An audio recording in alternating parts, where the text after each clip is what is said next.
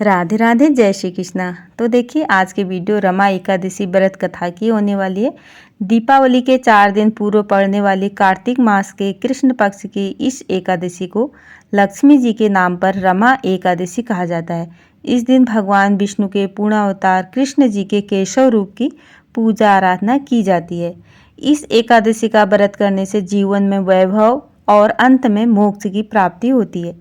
तो कथा इस प्रकार है। धर्मराज युधिष्ठिर ने कहा, हे केशव, कार्तिक कृष्णा एकादशी का क्या नाम है, इसके व्रत की क्या विधि है और इसके करने से क्या फल प्राप्त होता है, सो आप विस्तार पूर्वक मुझे सुनाइए। भगवान श्री कृष्ण बोले, हे राजन, कार्तिक के कृष्ण पक्ष की इस एकादशी का नाम रमा एकादशी है। यह बड़े बड़े पापों को नाश करने वाली और असीम वैभव देने वाली है। शास्त्रों में वर्णित इसका महात्म्य मैं तुमसे कहता हूँ, तुम ध्यानपूर्वक सुनो। प्राचीन काल में मुस्कंद नाम का एक राजा था। उसकी इंद्र के साथ गहन मित्रता थी और साथ ही यम, कुबेर, वरुण तथा विभीषण के साथ भी मित्रता थी। वह राजा बड़ा धर्मात्मा था तथा विष्णु भक्त था और न्यायपूर्वक राज्य करता था। राजा मुस्कंदे के एक कन्या थी जिसका नाम चंद्रभामा था। उस कन्या का विवाह चंद्रसेन के पुत्र शोभन के साथ हुआ था। एक समय शोभन अपने ससुर मुस्कंद के घर आया। उन्हीं दिनों जल्दी ही पुण्यदायिनी रमा एकादशी आने वाली थी। व्रत का दिन समीप आया तो चंद्रभामा को अत्यंत सोच उत्पन्न हुआ कि मेरे पति बहुत दुर्बल हैं और मेरे पिता की व्रत के बारे में आज्ञा अति कठोर है। 10वीं को राजा ने ढोल बजाकर सारे राज्य में यह घोषणा करा दी कि रमा एकादशी को सभी लोग व्रत करेंगे। घोषणा को सुनते ही शोभन को अत्यंत चिंता हुई और अपनी पत्नी से बोला, अब मुझे क्या करना चाहिए? मैं तो भूख सहन ही नहीं कर सकूंगा। ऐसा उपाय बताओ कि जिससे मेरे प्राण बच सकें, अन्यथा मेरे प्राण अवश्य चले जाएंगे। चंद्रभामा कहने लगी, हे स्वामी, मेरे पिता के राज्य में एकादशी को कोई भी भोजन नहीं करता है।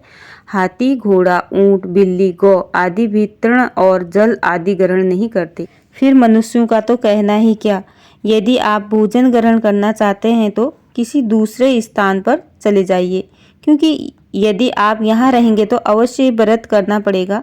ऐसा सुनकर शोभन कहने लगा, हे प्रिय, तुम्हारे साथ मैं भी व्रत करूंगा। जो भाग्य में होगा वह देखा जाएगा। ऐसा विचार कर उसने व्रत किया और वह भूख व प्यास के अत्यंत पीड़ित होने लगा। जब सूर्य नारायण अस्त हो गए तब रात्रि जागरण का समय आया।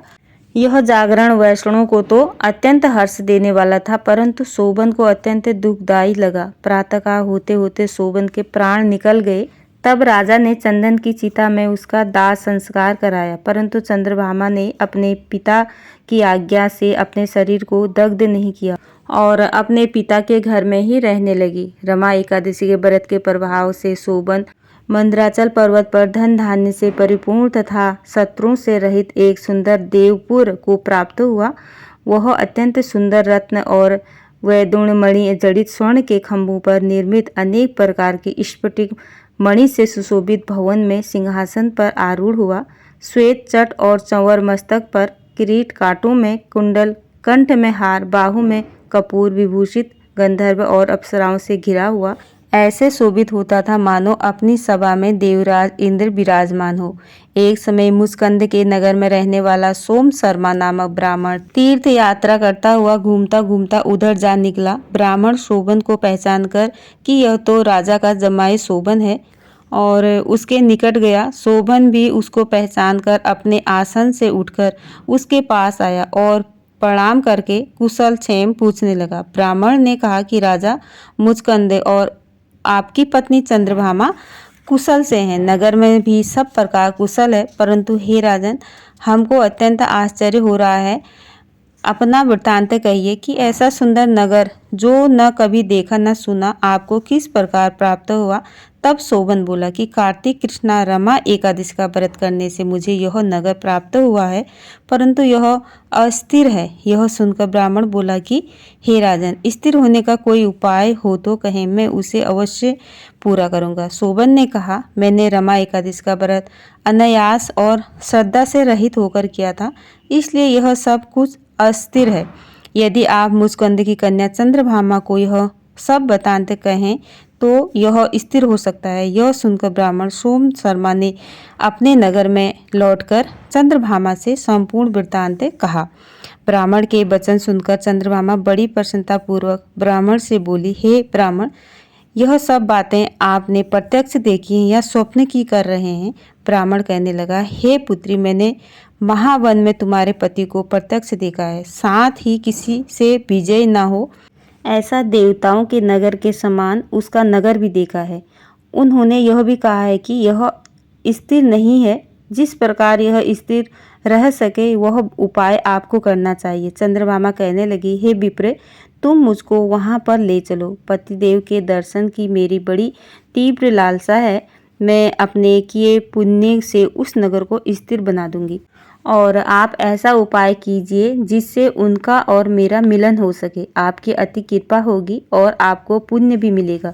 सोम शर्मा चंद्रभामा को साथ लेकर मंदराल पर्वत के समीप वामदेव ऋषि के आश्रम में गया।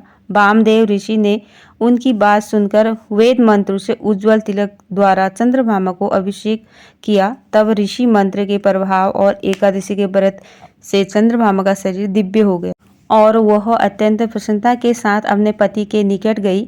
अपनी प्रिय पत्नी को आते देखकर शोभन अत्यंत प्रसन्न हुआ और उसको बुलाकर अपनी बाईं तरफ बैठाया। तब चंद्रभामा ने कहा, हे प्राणनाथ, आप मेरे सभी पुण्यों को ग्रहण कीजिए जिससे आपका यह नगर और राज्य स्थिर हो जाए। जब मैं 8 वर्ष की थी तब से ही मैं सभी एकादशी के व्रत को पूर्ण श्रद्धापूर्वक विधि विधान के साथ करती आ रही हूँ। इस पुण्य के प्रताप से आपका यह नगर स्थिर हो जाएगा तथा समस्त कार्य पूर्ण होकर प्रलय के अंत तक रहेगा। इस प्रकार चंद्रभामा दिव्य रूप धारण कर तथा दिव्य आभूषणों से वस्त्रों से सुशोभित होकर अपने पति के साथ रहने लगी। हे राजन, यह मैंने रमा एकादशी का महात्म्य कहा है। जो मनुष्य इस व्रत को करते हैं उनके समक्ष पाप नष्ट हो जाते हैं। कृष्ण पक्ष और शुक्ल पक्ष दोनों की एकादशी समान होती है, इनमें कोई भेदभाव नहीं है।